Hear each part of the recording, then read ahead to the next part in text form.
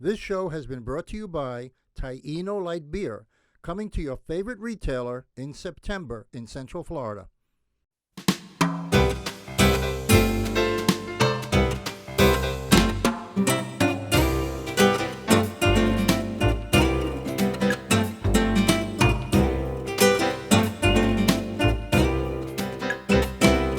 Good evening and welcome back to another edition of Latina Role Models. I am your host, Sandra Rivera, and today we have a very special guest with us, Nancy Rosado, who is a former member of the NYPD.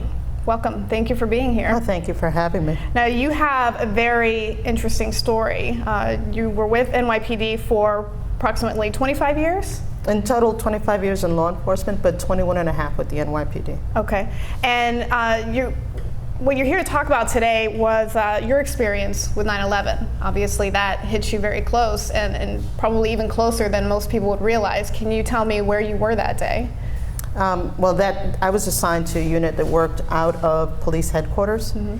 And I would put that, New York City blocks are very, very long, so I would put that at about 4 blocks away from the World Trade Center. That morning, it was a beautiful morning. The sky was a perfect blue, like type you want for wedding photos. Mm-hmm. And it was also election day. Okay. So I went into work and I started at 6, and I was assigned to work with a group. I ran a couple of support groups, and the group that I was running was for officers who had been involved in shootings and stabbings and had been involved in what we call critical incidents. Mm-hmm. What happened was, in the middle of running my group, we suddenly hear this sound. It sounded like a garbage dumpster being turned over when a truck picks it up and turns it over, but it echoed and it resonated. And we were in a church basement right across from one police plaza, and the basement shook. We looked at each other and, what was that? Oh, there are federal buildings around us, so the first thing we thought is, uh-oh, something will happen at a federal building. And it was a young man next to me who worked for the bomb squad. Okay. And all he could say was, that doesn't sound good. And he got up and bolted out of the room. I grabbed the rest of the guys that were in the group, and we had a group of about 7 to 10 cops in the room, myself and another sergeant. We ran the support group because we found that, officers oftentimes are exposed to these situations. Mm-hmm. And don't go out and get their own help. Sure. And don't receive enough help, no opportunity to vent, and so on and so forth. So they had all been in their own kind of incidents, and what I did was the other sergeant grabbed 5, I grabbed 5, and so we come right back here once we figure out what happened. Okay. So we split up either side of the church, and sure enough, when I turned the corner, everybody's looking up and pointing up. And when I look up, I see the North Tower of the World Trade Center. It looked like someone had cut a gash in it. Mm-hmm. And there's smoke coming out, almost like when a smoker slowly releases smoke from their mouth. What are you thinking at that point? I mean, are you comprehending? Are you able to even comprehend at that point what had just happened? No, not in the least. For that 1 second, it was the oh my gosh moment. Certainly not in those words. Right. But the people on the street were saying it was a helicopter, it was a plane. Mm-hmm. And what I genuinely thought at that moment was, what idiot pays so much attention to the control panel that they don't see a building coming at them? Right. So it didn't set right. It didn't set right, but I went right back. Like I said, the minute you identify what it was, we all got back together, and I sent the cops back to their precincts. Okay. Like I said, they had been in their incidents already. They didn't need to compound their trauma, but of course, cops to the very end. Sure. They ran right to the scene. Absolutely. I ran back into police headquarters where I was working out of, and I put on my uniform. Now everyone had scattered to dress, appropriately. We're all in civilian attire in the building. So we had co-ed locker rooms, if you can beat that. Okay. That was a lot of fun. Anyway, I got into my uniform and quickly, ran back into my office, and there was nobody there. Mm-hmm. Most of the guys were in the locker room still kind of lackadaisically getting dressed. The only other people that came into my office ready to go, were two other women. Really? One a junior sergeant, no taller than I am, and I'm only 4'11", and a very young police officer. She must have been like 23 years old, give or take. So they were on it. Yeah, that was it. We left the building. We were told that we were mustering on the corner of Vesey and West. Now, when we were told that, it's like that's the exact corner of the building of World Trade Center. Didn't make any sense to me. Like, why would you station people or put people to muster so close to such a dangerous situation? Okay. But that's what they did. So we start kind of half running, half walking over there very quickly, and it struck me that as we walked and we were running into other officers and people that we worked with, we would hug each other. Like, stay safe, be careful, that sort of thing. Did you think that maybe there was a general sense among everybody that same feeling of something's not right here, or? Yeah, absolutely. Excuse me, absolutely. I think because while we were getting dressed, the second building had gotten hit. So now you knew for a fact there was terrorism, or you convinced yourself this is, right, we're at war. And that's exactly how I was thinking. This is war. I'm not exactly a soldier, but we're kind of the next best thing, I guess. And as we walked over and we were going through these goodbyes, one of the things I said to the two women with me, because I was senior to both of them, is we do not separate. I don't care what captain, what inspector says, you do this, you do that. We do not separate, because when you take equipment, you must return it. Likewise, if you have people under your command, you bring them back alive. You have a responsibility. So as we walked towards it and we talked about these things, you looked up and you saw debris falling from the building, and it looked like a lot of paper. It looked like it was gently wafting down, but it really wasn't. It was big chunks of stuff, and it wasn't a slow. Your eyes will slow things down for you. Wow, okay. Anyone who's been in a shooting will tell you that they actually, in many cases, saw the bullet. Really? Or they'll tell you that, the guy slowly turned, and everything happens in seconds, so it wasn't slowly. But our brains were protecting us, and we were watching debris come down that was actually a lot more than debris. As we got closer, it was very clearly people, besides the paper and besides the pieces of the building that were jumping. And human beings are incredible. We walked by a building where the building let out facing, it would be south. Okay. So they faced the side of the building. And they were coming out of their workplaces, and they were frozen, riveted, some of them. FBI agents ran up to us and said, help us move these people, they won't move. And I thought, oh my God, they're all in shock. And when I look, some of them or a lot of them actually, had bought these little cardboard cameras they used to sell at the time. Right. And they were trying to take a picture of the jumpers.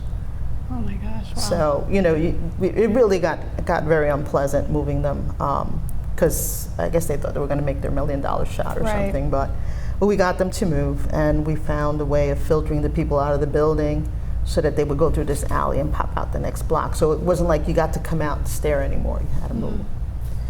So we got to the corner of Vesey and West and crossed to the other side, so we wouldn't be in the field of stuff coming down. And that's when you really got to appreciate how many people were jumping. The phenomenon was this. As you stood there, and once again, your eyes and your mind protect you.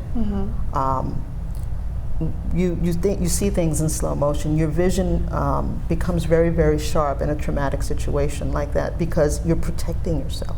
So you're taking in this extra information that normally would just pass you by. Exactly, exactly. And as you stood there and you looked up, no matter how high up, it felt like you were making eye contact. And I found out in speaking later on to officers who belong to our aviation unit, the hardest part for them was that they were ordered, once because of the gasoline that the plane had let out and so on, they were ordered no rescues, no aviation type rescues. So they really genuinely could make eye contact and people be waving. And they were helpless. And they couldn't do anything. Those men suffered. Sure. They suffered later on, reflecting on not being able to do their jobs. This is what you're trained to do. This is what you know how to do. So for those of us on the ground, you're standing there with your vest, your gun belt, your gun, all your equipment, all this training, and you can't do nothing. Anything. You can't help them. So the phenomenon, in fact, was this. As you looked up, nobody'd be jumping. And finally, either the heat or the desperation would take someone over, and let's say, for the sake of a number, 90th floor, he'd let go. And then everybody from the 90th down would let go. Somebody higher up would, then everybody below them would let go. It was like watching like a sheet of people. And the sound was, it was like amazing. It was, I can't, there's no words for it. But the remnants, that was even more amazing. Without getting too graphic, you could not tell man from woman. There was no clothing. They come right, very much. Sometimes you later on in digging around and trying to salvage or recover, you'd find something wrapped in clothing. Okay. But right out of their clothing, chunks of meat. Sorry about that. It's okay.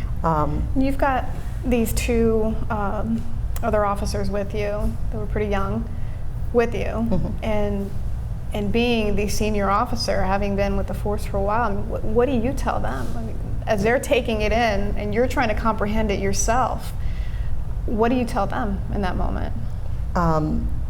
It came to a point of realization. There's nothing we can do about this. And when I took my eyes off of what was happening, I looked at them and I said, "We got to go. We have to.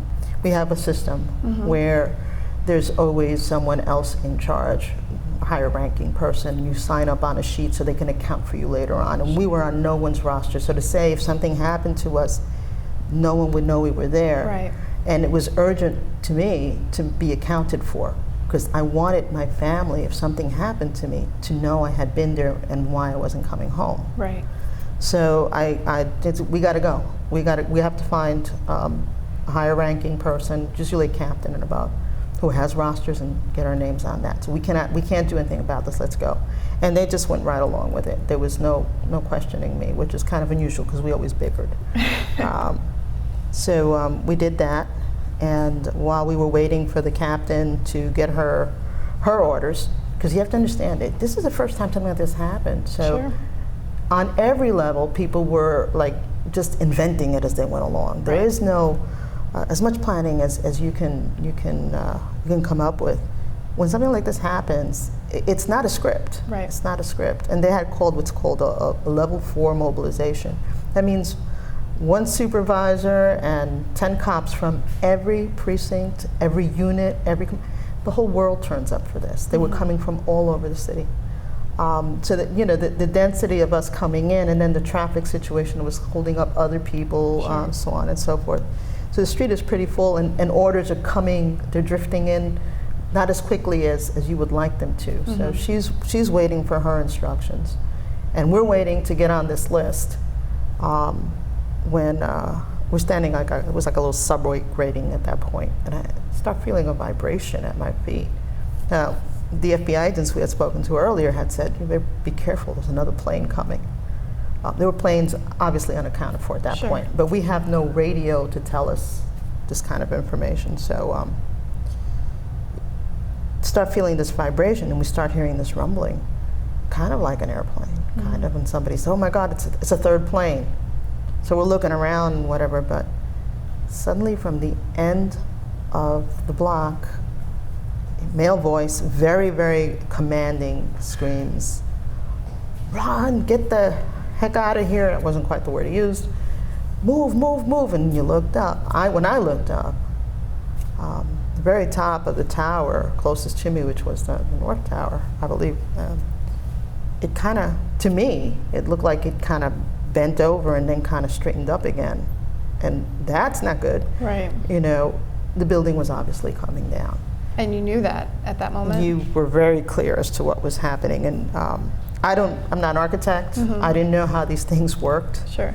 My vision was that this thing was going to fall on me. Okay. And that was it. And everything they tell you about your life flashing before your eyes, that part's true. My mother was in from Puerto Rico, and she was staying with me, and that morning I had the opportunity to say goodbye to her, something that normally would not happen because she didn't live with me.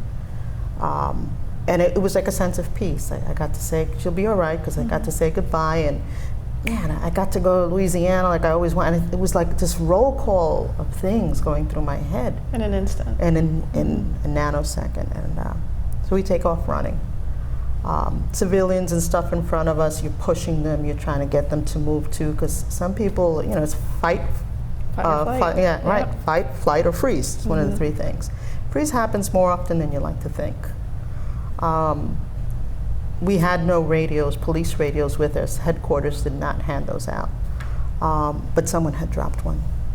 And the other sergeant that was with me, she scooped it up, and suddenly we were connected to all the pain that you could ever humanly want to hear. Really? Men and women saying, you know, I'm on the 13th floor, and you're saying there is no 13th floor. And they may very well have been transmitting from the other tower, you know. Or I can't get out of here, there's smoke, there's whatever, and then another transmission would cut them off, and you started wondering, did I just hear someone die? Right. It was really like, do I stay, do I go? There's this cloud, you know, and all you could do is keep pushing the people in front of you. And I don't know if you're familiar with the area, but after the World Trade Center, like you hit City Hall Park, and then you hit the Brooklyn Bridge, which is a very, very big open space. Right. And it just seemed like once you hit that, the air became clear. And though I don't feel we were ever, and mind you, I have a piece of time that's missing, I cannot account for in my head. I don't know exactly if we, how we did it, but we were out in the open again. And we could breathe and we can think for a nanosecond. And then you hear the rumbling again, like it wasn't over. Look back, and the second building's coming down. And that cloud was different. The first cloud was white. The second cloud was very black. I don't know if it was picking up debris or whatever, but when you, like I said, when you got to that Brooklyn Bridge area, apparently because it's so open, like it just kind of sucked the cloud in that direction, or dispersed it somehow. And then it became decision time. Like, do you go back? Do you keep running? What do you do? And I couldn't stand the idea of running one more foot. So I kind of dug my heels in at Chambers Street and Center Street. So we're not moving from here. And every cop you see running by us, grab them. We're going to stop them up on this corner and make decisions. I had no clue what I was going to decide. Right. But I just knew to muster everyone up, as many people as I can get on that corner. And I don't know, there must have been maybe about 30 cops, 40 cops. When out of the cloud comes a white shirt. Now, white shirts are supervisors. And this big burly inspector comes out, and I could swear he was crying. He was just not a happy camper. But when he saw us, it's like, Sarge, what are we doing? It's like, I don't know, boss, I'm kind of hoping you'll tell us, you know.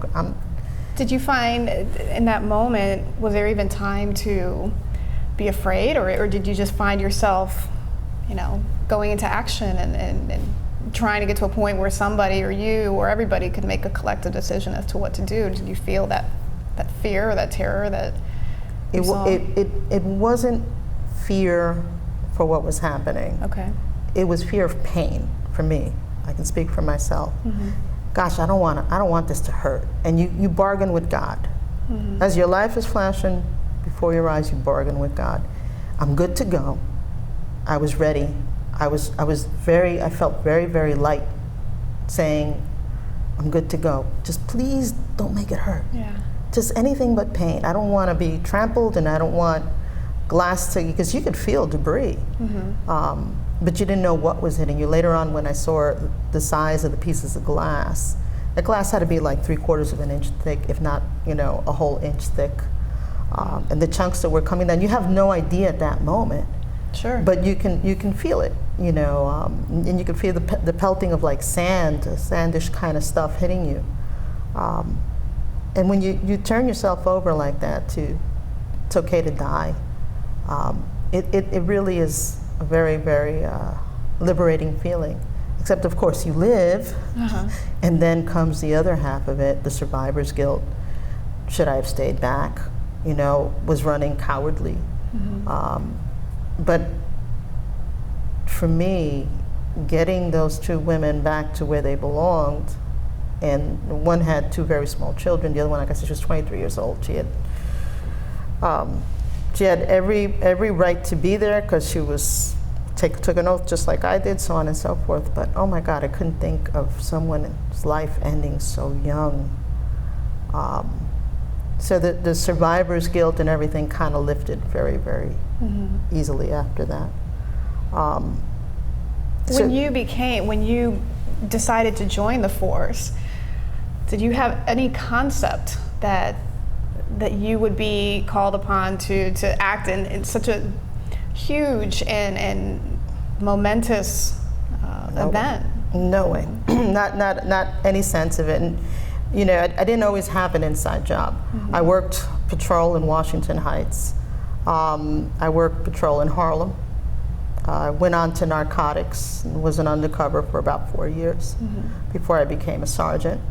And then I have a master's degree in social work. Okay. So my background is totally in mental health. So all of my training as a police officer went through this filter of mental health. In other words, I didn't train like everyone else. I didn't feel like everyone else. Not that I felt better, but it was a different it was a different sense of how to view society and how to view the people we were helping. And so at that point in my career, someone had asked me, hey, would you be interested in working in a unit that helps officers who are having personal difficulties before they get themselves in trouble, like family disputes or anger management issues? And I said, sure. And that's where I was actually working when this happens. So I had my time on patrol. The irony of that is so obvious. That I was running a support group for officers who had been in critical incidents, that to me was, so God does have a sense of humor. So finding yourself on the other side now. Very much so. I think the hardest part for me at that time was that I suddenly had this awesome responsibility to develop something to deal with the actual, what we call the first concentric circle of first responders. Those are the people who are on scene before the buildings come down and survive that part. Then the next circle was those who came after the buildings had come down, and then just the next circle is the next group after that. Now you have to remember, it was election day. Sure. An election day, most of your officers are out at some school or something, watching the polls. So a lot of people that got sent out and during that emergency, what I called, what I told you before was a mobilization, these are guys and gals that normally work inside. Okay. So they're not the most street experienced, many of them were not the most street experienced cops that you want. It was a big exposure for them. This was not a small thing. For me, though I never imagined this happening, being trained the way I was and having the background I did, it just put everything into like, okay, this goes here, this goes there. I know this part. However, I'd say by December of having worked with, debriefed about 1,200 officers who had been on scene, I knew I was taking a toll. It was wearing me down. Combine that with I had a supervisor that was really, really not being nice. So at that point I realized, hey, it's time for me. For you to get help. Yeah, and fortunately we had a lot of mental health people come aboard to help us. And in listening to everyone, I kind of got to pick my own doctor. And it took 7 years It took until I finished working with the police department for that relationship to end. And I thank God every day for that, because that is really a big part of what got me through. I started to tell you about the inspector that came out of the cloud. You know, it's amazing in a moment of crisis how you revert to certain things. Mm-hmm. When he said, you know, Sergeant, what are you doing here? What are we going to do with these people? And I said, you know, whatever you say. I'm waiting, you know, whatever you want to make of this, boss. And first thing he did was, and where's your hat? Because we were always to have our hats on. It's like, oh, where the heck do you think it is, you know? Well, here it is, right. But I had lost it. I would say sometime maybe in the next 2 weeks or so, I received a phone call. You see, inside the hat, you can see there's a pocket. Right. All right, so in that pocket, I had a card with all of my contact information on it, in case something happened. Sure.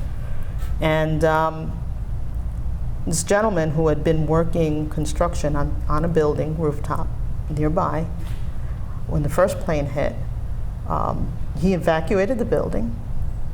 He threw people in his truck and drove each one of them home.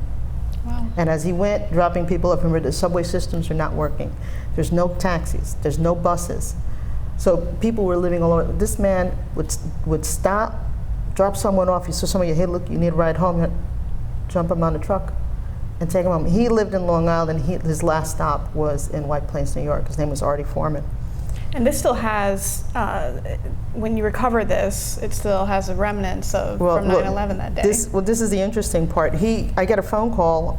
It was a phone message. We're working 12-hour tours. I wasn't home for the call, and his man is crying, and he's, you know, I don't know if I'm doing the right thing. I'm looking for Nancy Rosado. She's a sergeant.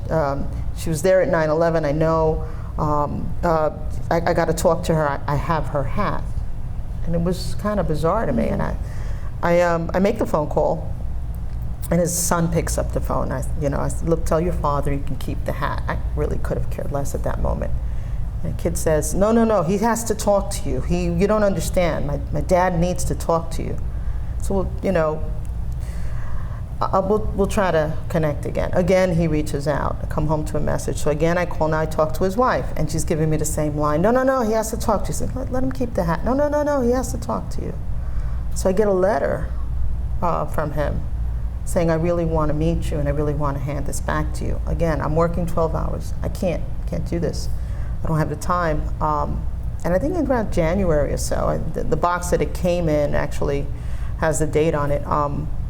This box comes to my job, and I open it up, and there's my hat. And he had been torn about cleaning it or not cleaning it, and it's still it lives in that box. Mm-hmm. I never take it out. I took it out today for you guys. Sure.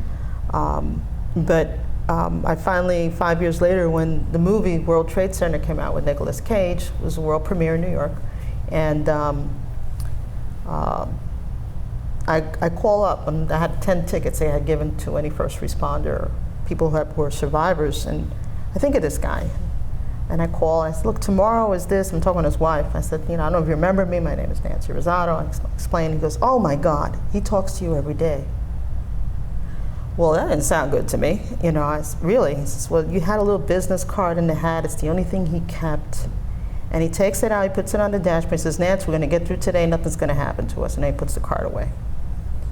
I'm thinking, okay, a few fries short of a Happy Meal. Turns out that Artie, he was at the house at that moment. She put him on, and he's like, I'll be there. And we finally get to meet over the darn hat. Yeah. That's amazing. Yeah. Well, Nancy, I could talk to you for hours about this. Thank you so much for the service that you provided to NYPD, to all of the forces out there, and for what you did that day and bringing those two women home. I'm sure that they were grateful for your guidance and your leadership. Thank you. You're very welcome. Right. It's very nice meeting you. Likewise. Thank you. Thank you for joining us on Latino Role Models. I'm your host, Sandra Rivera, and we will see you next week.